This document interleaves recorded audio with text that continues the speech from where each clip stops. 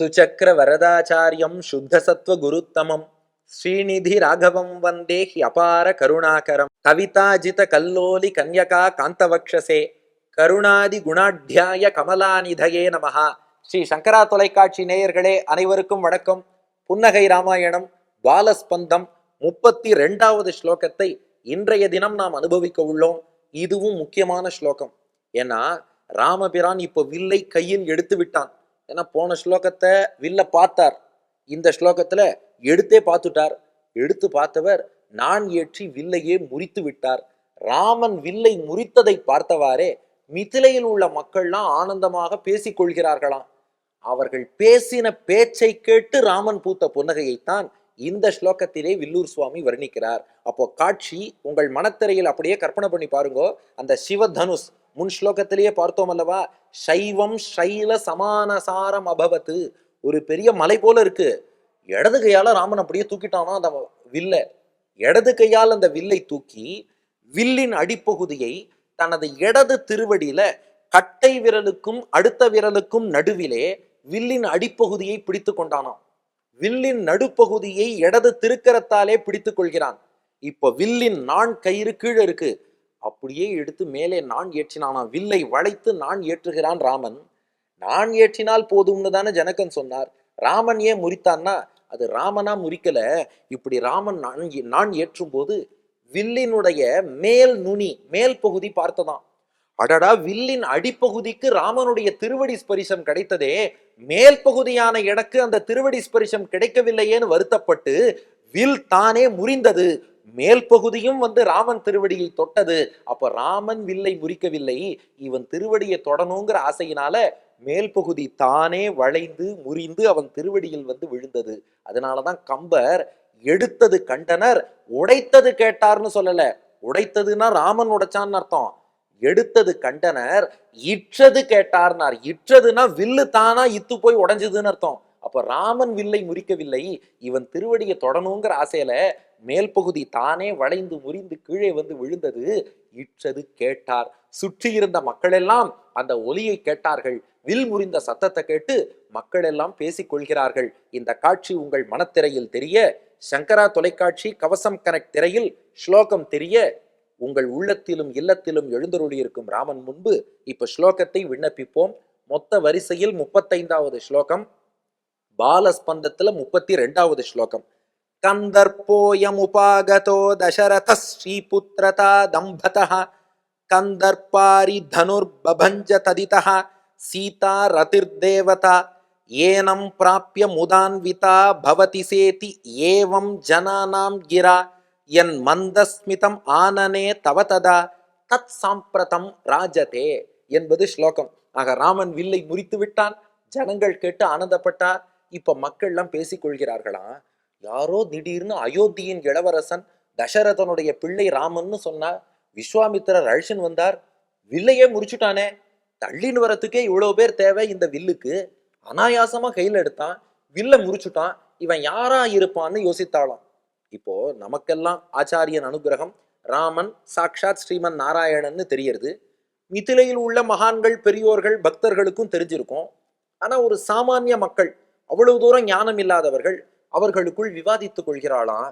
இந்த ராமனை பார்த்தா சாமான்யமான ஆள் மாதிரி தெரியல, வேற யாரோ ஒத்தனா தான் இருக்கணும், இவன் யாரா இருக்கணும்னு யோசித்தார்களாம். அப்போ ஜனங்களா பார்த்து ஒரு வெர்ஷன் சொன்னா, ராமன் நாராயணன் தான், அதுல சந்தேகம் இல்லை. ஆனால் அதை அறியாதவர்கள் சொன்னார்களாம், எங்களுக்கு புரிஞ்சு போச்சு, மன்மதன் தான் ராமனா வந்திருக்கான்னா. மன்மதன் ஏன் ராமனா வரணும்னா, ஆமா சிவனை பழிவாங்கணும்னு அவனுக்கு ஆசை. ஏன்னா மன்மதனை எரித்தவர் சிவபெருமான் தானே. சிவன் மீது தன்னுடைய அந்த கணைகளை தொடுத்தான் மன்மதன். கரும்பு வில்லிலே மலர்கணைகளை கொண்டு காமத்தை உண்டாக்குகிறேன்னு சிவனுடைய தவத்தை கலைக்க பார்த்தான். கோபம் கொண்ட சிவபெருமான் என்ன பண்ணார், நெற்றிக்கண்ணை திறந்து மன்மதனை எரித்து உருவமே இல்லாதவனா ஆக்கிட்டார். அதனால மன்மதனுக்கு அப்பையிலேருந்து கோபம், சிவபெருமான பழி வாங்கணும்னு. அதனால என்ன பண்ணானா, ஸ்லோகம் பாருங்கள், ஜனங்கள் அப்படியே விளையாட்டா பேசிக்கிறாளாம். கந்தர்ப்போயம் உபாகதா, கந்தர்ப்பன்னு மன்மதனுக்கு பேரு. கந்தர்ப்பன் தான் இப்போ வந்திருக்கான்.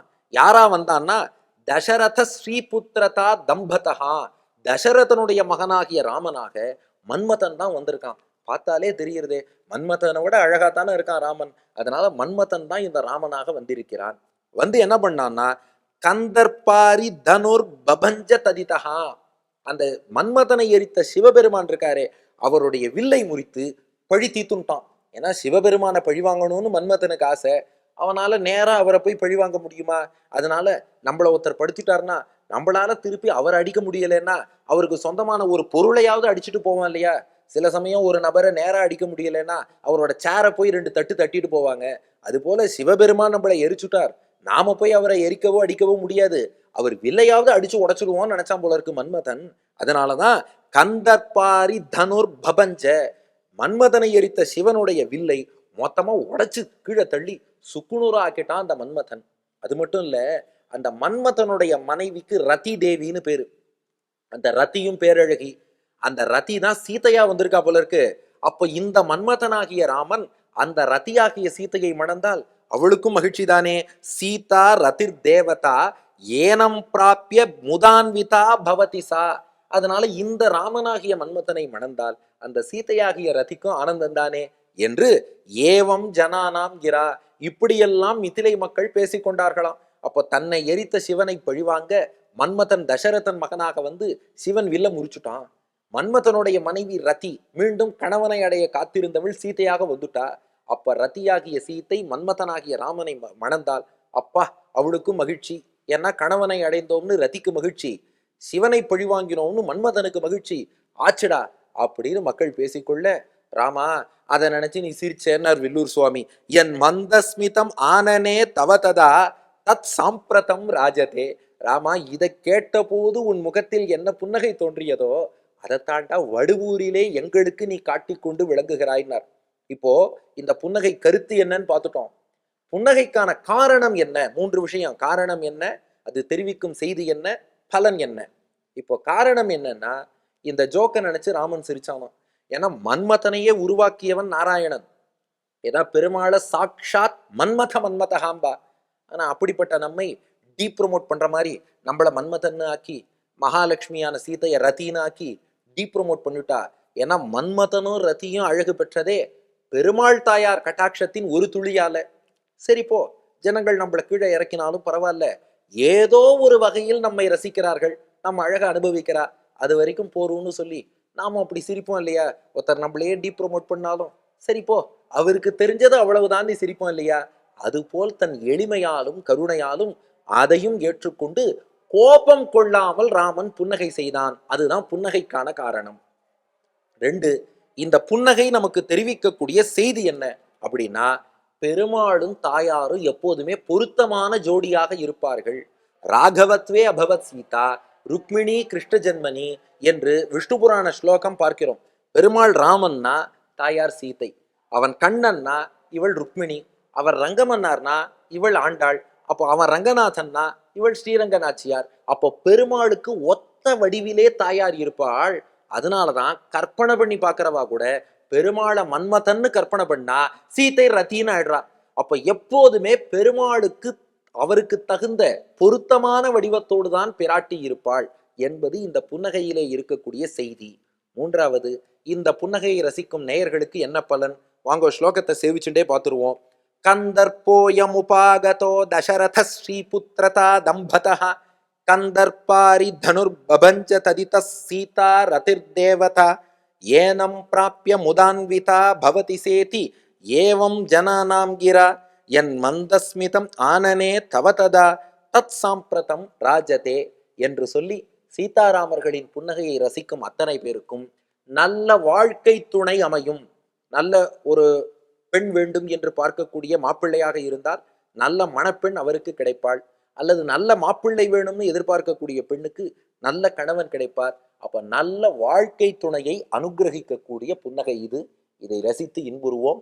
மேற்கொண்டு இப்ப ராமன் வில்லெல்லாம் முறிச்சுட்டார், அடுத்து சீதா கல்யாணத்துக்கான ஏற்பாடுகள்லாம் ஆகணும். அதற்கு முன்னாடி ஒத்தொத்தரும் முனிவர்கள் என்ன, அந்த சபையில் இருந்தோர்கள் என்ன, ஒத்தொத்தரும் ராமன் வில்லை முறித்ததை எப்படி கொண்டாடினார்கள்ங்கிறத அடுத்த ஓரிரு ஸ்லோகங்களில் வில்லூர் சுவாமி வர்ணிக்கிறார். தொடர்ந்து காண்போம். நன்றி, வணக்கம்.